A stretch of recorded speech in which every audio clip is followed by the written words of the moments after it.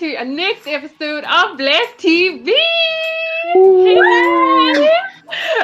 Welcome, guys. This is actually our last episode of BLESS TV for 2020, which is proper sad because we've had such a great time. But if this is your first time tuning in with us, we want to give you a massive welcome.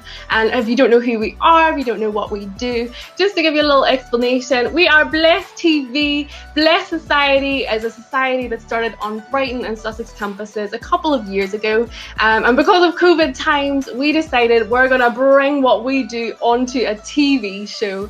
We are all about having food together. We're all about making friendships and talking about relevant subjects. So here we are, we're talking, we're getting together. We've got a special guest with us, but I'm going to pass over to Lauren to tell us what to expect on today's episode. We've got such a juicy episode for you guys. We're looking at social justice and how we can get involved in social justice this Christmas.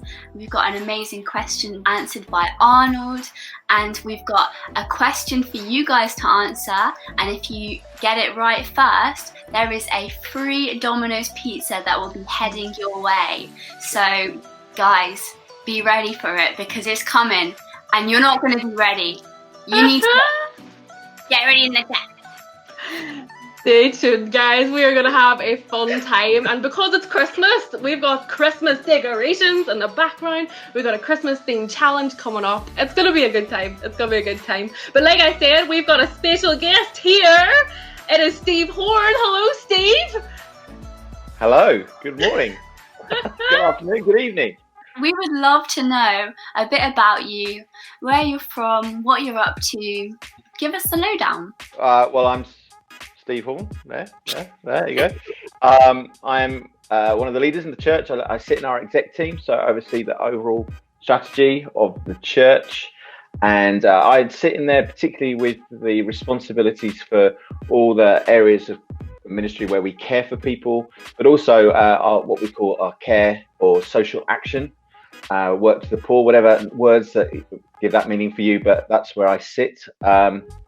That's my job. I live in Brighton, got my wife Jane, 4 kids. Lovely. Well, Steve, it is great to have you here with us. Thank you for taking the time out to be here. And you are in for a treat, as well as the viewers at home, because if you've seen us before, BLESS TV, we like to do a little food challenge for you guys. And usually we eat really gross food. And I'm not saying this isn't going to be gross. I'm going to find out in a little bit. But because this is a Christmas themed episode, if you guys have watched the Christmas movie Elf, which I'm sure you have because it's a great film, there is a particular scene in the film where Buddy the Elf makes a beautiful concoction of spaghetti and sugary treats for breakfast. What we're going to do here this evening is put together an elf inspired concoction. So we've got some spaghetti, we've got some marshmallows, we've got M&Ms, we got chocolate. Guys, what have you all got to put on your spaghetti today? So we've got Canadian syrup. Nice. Some lovely little snowflake sprinkles. Lovely. We've got some jelly beans that were left in the cupboard. I don't think they're the good ones, but they're there. And I just thought because it's Christmas, we've always got to have after 8 minutes. So we've got after 8 minutes. Classic. I hope that's enough. Yeah, absolutely. We're going to have a good time. And what about you, Lauren? What do you have? I've got some Smarties. Oh, yes. That's it. Some Skittles. Nice. My mum delivered the biggest plate of spaghetti to my door. Well, that's what we're going to be getting up to. So we're going to be interviewing Steve and talking about what projects he's getting involved in and how we can be getting involved as viewers at home watching on helping the poor, helping our city. Whilst we do that, after every question that we ask Steve, we're going to put a new ingredient on our spaghetti and eat it at the end. Fun times. So guys, get your spaghetti ready and add your first ingredient whilst we chat to Steve. Okay, so there we go.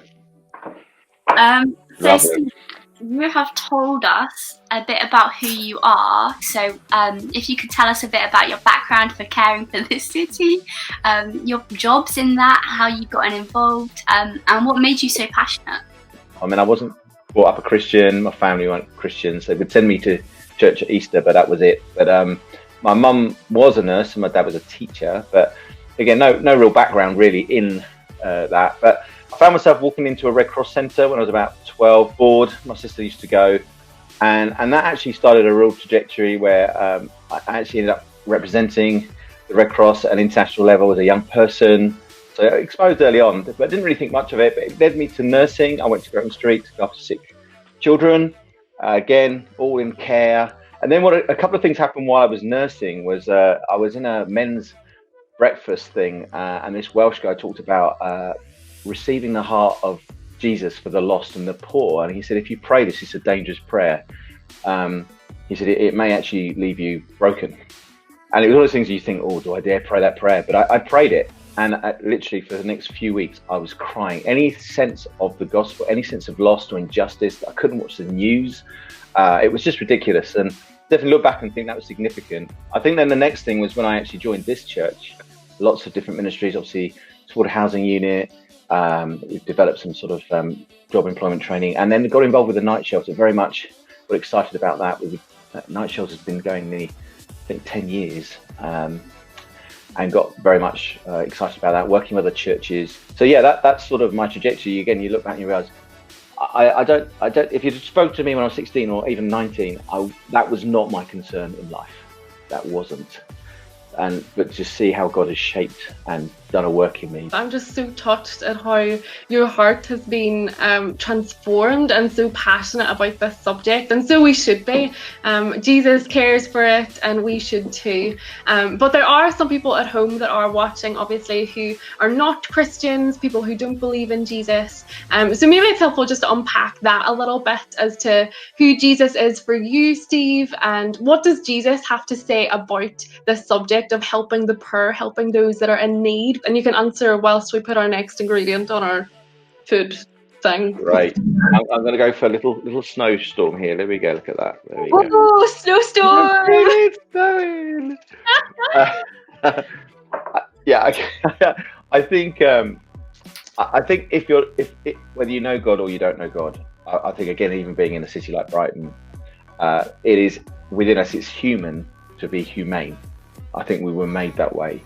I don't think dogs or cats or zebras get a little bit upset that there's injustice in the world, or that there are prisoners who shouldn't be in prison, or there are people who are naked and unclothed and freezing at night. They don't feel like that. But it says we're made in the image of God, and I think there is something in our humanness that cares. And there are loads of people who don't know God, even hate God, but very much care in those ways. So I think there's something innate in the world. I think the fact that the Bible constantly speaks about God's care for that marginalized group. He went to the margins. He had everything in himself, in Christ and in the Holy Spirit, but that he cared for the have-nots. And that's just our God. That's who he is. And I think then when Jesus comes to earth and becomes God to us, God ordains and chooses him to be in the poorest city, the poorest town, in the poorest region of the nation that he was wanting to reach.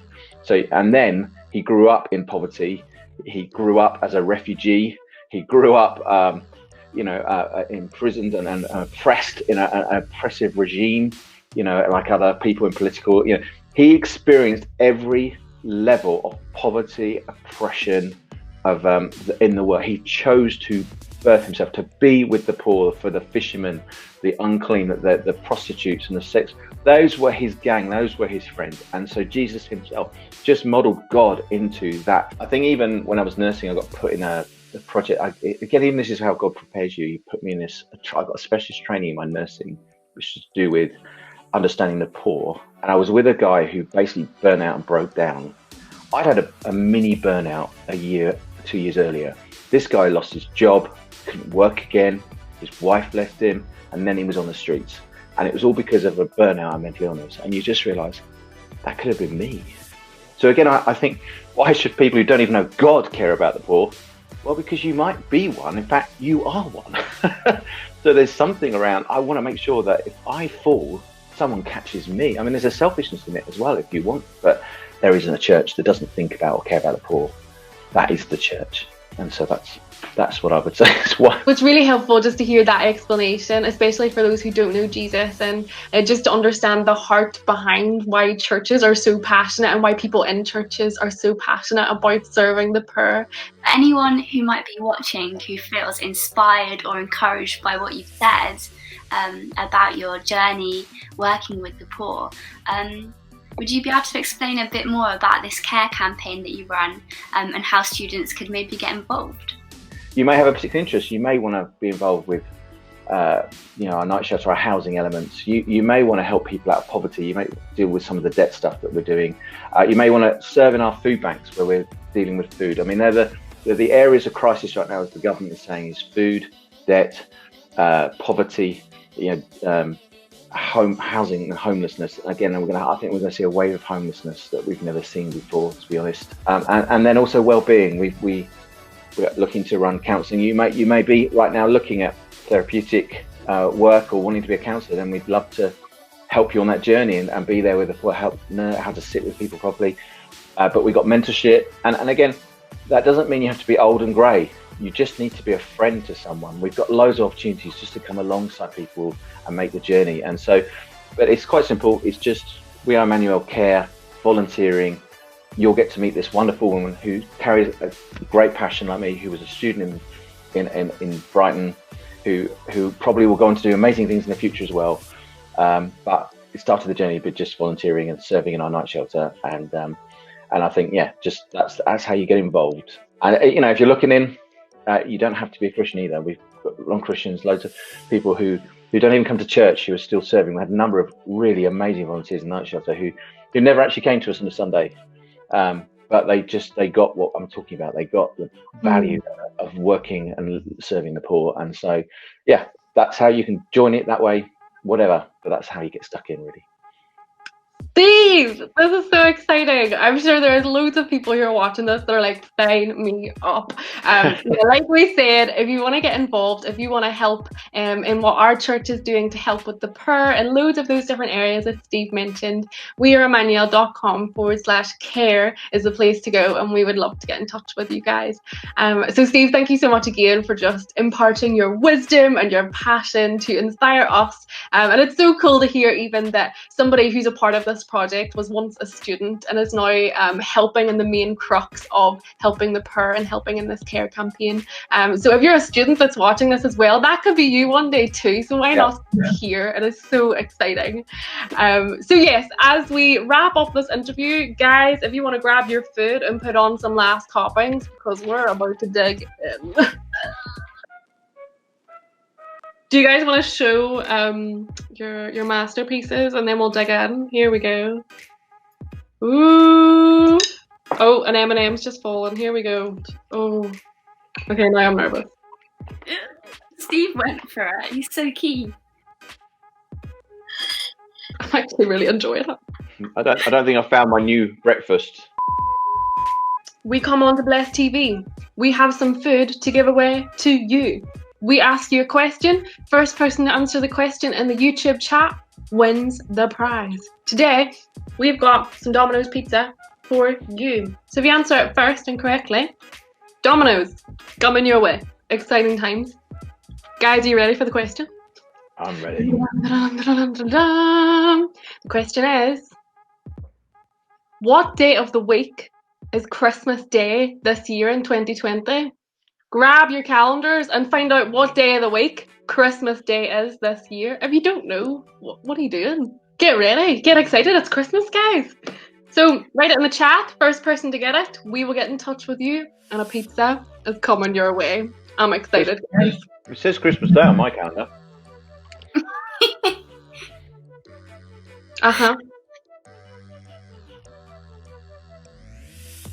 We are going to move on to our next section, as Arnold is going to answer a juicy question on the Christian faith for us. So over to you, Arnold. Oh, thanks so much, guys. Yes, I'm here to answer this week's question, and I've got 5 minutes to do it, so here we go. This week, the question is, who is Jesus? Like, who actually is he? I'm sure if we were to go out into the city and ask questions to people and say, who do you say Jesus is? Loads of people will say a bunch of different things, right? Some will say he didn't exist. Others will say that the pictures that we have of him is not what he looked like. Others will say that he was a revolutionary and he was just the first ever rock star. I don't know. Loads of people say a bunch of things about him. But I think the majority of people would say that Jesus was a good person that brought love and taught everyone to welcome each other and treat each other as you'd like to be treated and so on. All of those things are true and good. But is that truly at the heart of it who Jesus is? It's not enough to call him a good person, and it's actually more convenient or better to call him a bad person or evil person if you don't understand the fullness of who Jesus is. The reason for this is because, firstly, the claims that Jesus made. Jesus says, I am God. Jesus also made claims that he would die and rise. He is the one that made those claims. He said, anybody who comes to me, they will never be thirsty again. They will never have this longing within their heart. If you go to Jesus, you will not have this longing in your heart. He also says that I will free you from your burdens and anxieties. I will give you peace that will last an eternity. Now, what do you think of those claims? Was he lying? Was he telling the truth? Do you actually think that if you go to Jesus, you will have freedom from all your anxieties and burdens? That if you have any longing on your heart, longings for relationships, longings for money, longings for anything, they can all be fulfilled with Jesus at the center. Do you believe that? Well, maybe he was lying, but he didn't know he was lying. Any other person in the world, you would say that person is crazy. That's up to you. Consider, was he telling the truth? If he was telling the truth, then Jesus is way more than just a good person. You either have to take him at his word or reject him completely. You can't have him somewhere in the middle. He is God. And this is why I would say you should consider him as God. One is there were so many promises about this person coming, about God entering in the world and being with people. Before, in the Old Testament, 300 to 1,000 years before Jesus came, they would speak of this person who'd be born in Nazareth in a place called Bethlehem, who would go around teaching something called good news, who'd have followers around him, but would be rejected. Another thing is that Jesus's teachings actually seemed to make sense, so much so that they are weaved into the laws that we have now, Jesus's teachings. Another thing is just the quotes of the miracles that he had committed or that he had done. It was more than just, oh, he said a bunch of good things, but eyewitness accounts of him doing incredible supernatural things. If all of these stories are true, then Jesus is a God. He cannot be crazy. He cannot be evil. He actually needs to be a good God. And I'd love for you during this Christmas time to think, oh, right, Christmas is normally a time where people talk about the birth of this little small baby called Jesus. Well, who is he? Is he just as significant as any other baby in Israel at the time? Or is there something more to that? Jesus came, and Jesus's purpose was to give us hope. Jesus says that I will give you hope while you're here on earth, and a hope for a future once you die. You will be in relationship with me forever. Those are crazy claims, absolutely mental claims, unless they are true.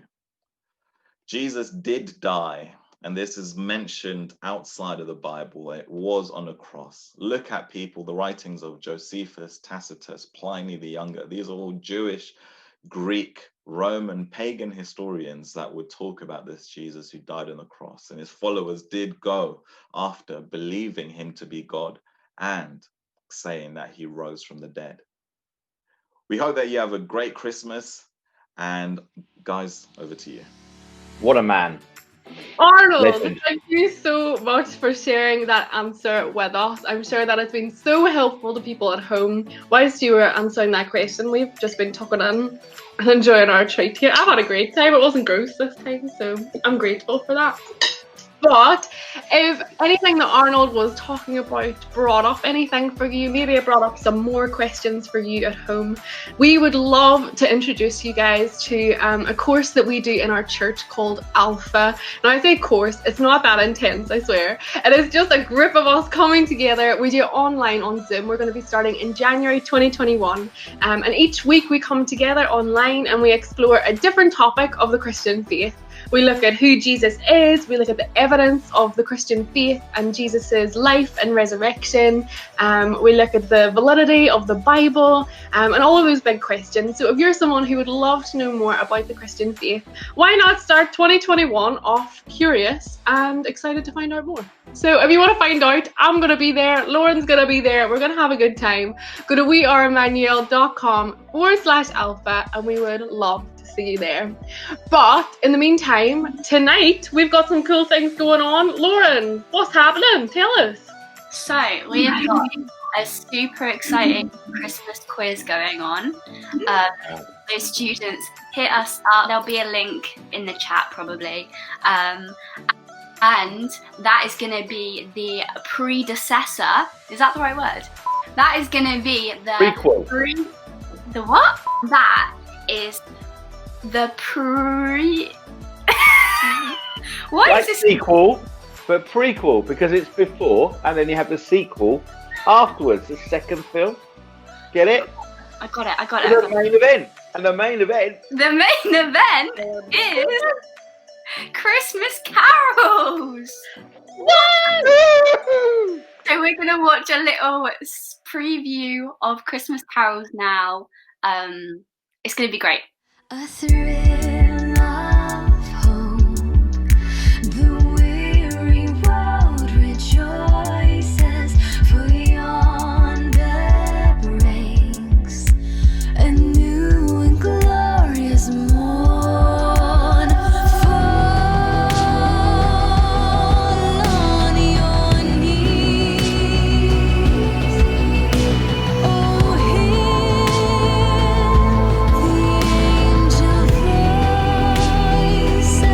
So guys, it's been great to have you. We would love to see you at the Christmas quiz and at the carols. We start at 6:30 for the quiz. It would be amazing to see you. But if we don't see you there, then that is it for 2020. And we will see you again in 2021. Bye guys. How about